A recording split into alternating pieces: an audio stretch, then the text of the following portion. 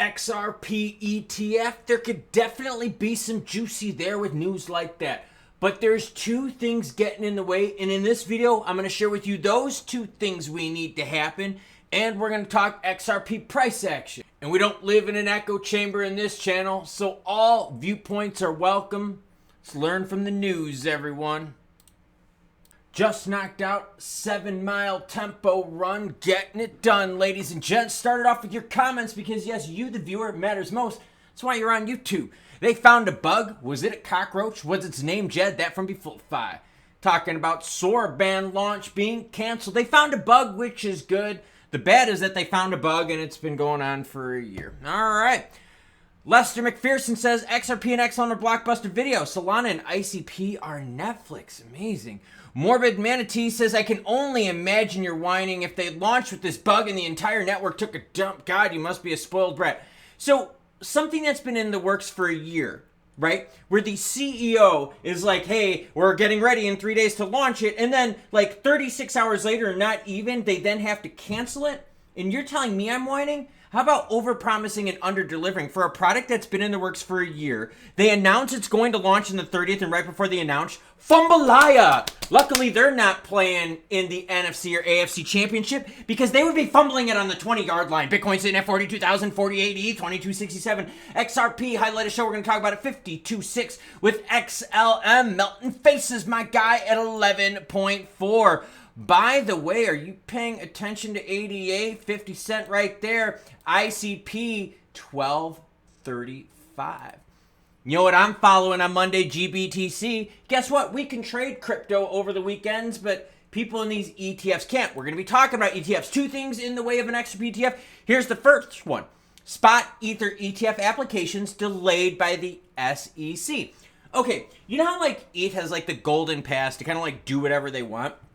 In order for XRP ETFs to kind of happen, ETH's got to get their day first. Let's just be real here. If you're an XRP maxi, a BTC maxi, maxi of anything, you kind of understand that by now the SEC has given ETH the green light. So you know ETH is going to get its chance first, right? Whether it's right or wrong, I know we can argue about it in the comments and I get what you're talking about. But it's just the reality of the situation.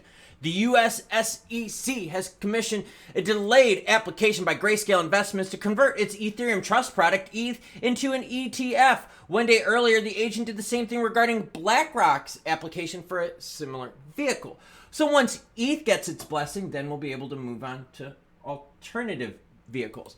What's the second thing? Well, we need futures. We need a more robust futures market. See, that was kind of the thing that helped Bitcoin out, was that there was some futures to offset it. And remember, they were talking about manipulation in the futures. XRP doesn't really have like a big futures market. There are some futures out there, right? But it is not a big market. While these developments are intriguing, they're far from a solid confirmation of an XRP ETF in the works. The road to ETF approval is fought with regulatory hoops and complex scrutiny, particularly for a currency like XRP that currently lacks a robust futures market. The ongoing legal tussle is also a problem. Because think, who is Ripple going after? Or is SEC going after? It's Ripple's going after, or the SEC is going after Ripple. Oh my gosh, I made a mistake. That's that 7-mile tempo run. But we know that the SEC is going after Ripple in regards to XRP. So it's not like SEC is going to be like, we're going to go after you for that, but we're not going to go after you for this. You know the SEC is going to go after them. So obviously that's the other one. Analysts are cautious, pointing out that a spot XRP ETF is unlikely to see the light of day without significant shifts in the regulatory landscape. Right? I see that. And now that's my thing. Is it completely like, no, not going to happen? No. There's a possibility, but we need a few things to happen first. And it's got to do with ETFs, like ETH getting the approval first, and then we could get some futures action, a little bit more robustness, maybe a little bit more liquidity involved. That would be good. And then I think we could start talking about it. And that brings us into, can you play the pumps and dumps?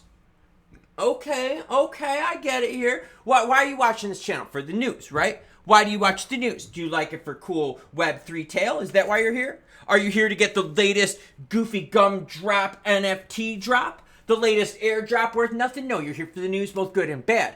XRP buying ops if you're going to play those pumps back up above 60. What's interesting about this whole move is that we've seen that BTC has rebounded back, right? Back to 42,000, while XRP is nowhere near it was before all this ETF action.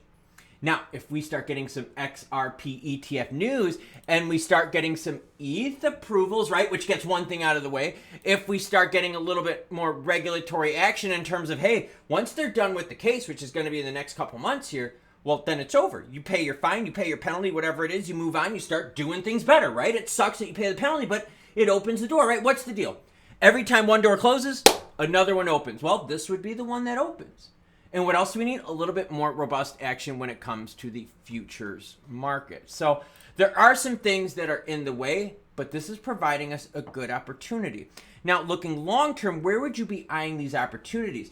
Pretty obvious here that you got some safe zones above 60 cents if you're looking to make that short-term play. Very, very slim chance to get above 70. 70, we have only touched now a couple times here in the last year. So 70, you'd be greedy. But I think a lot of you out there are looking to get some sub 50 cent action and to rotate that into through some maybe 63, 64, 65 cent action.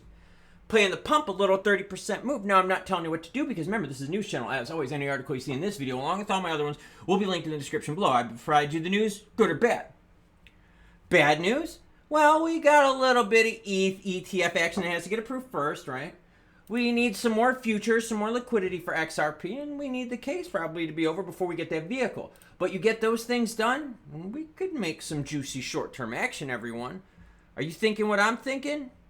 Now, XRP ETF action, is that going to moon it? Let's be real here. That's a no. But can we do some short-term play action on this? Can we play the pumps and dumps in the market? I mean, I'm going to be honest with you. Hodling, diamond hands is not paying the bills. Why? Because you're not getting the juicy props. But now if you're playing these swings, girlfriend, oh man, you play the Taurus pump. You play the BTC ETF rumor news. You played the ETH pump that happened. Man, there's opportunities out there. You just got to be careful because remember, there's a group of people out there trying to tell you to be diamond handers because they're playing you for exit liquidity. Remember, I bring the news whether it's good or bad. I'm going to go watch some football. I'll catch you cool cats later. 7 mile tempo run. Ooh, baby.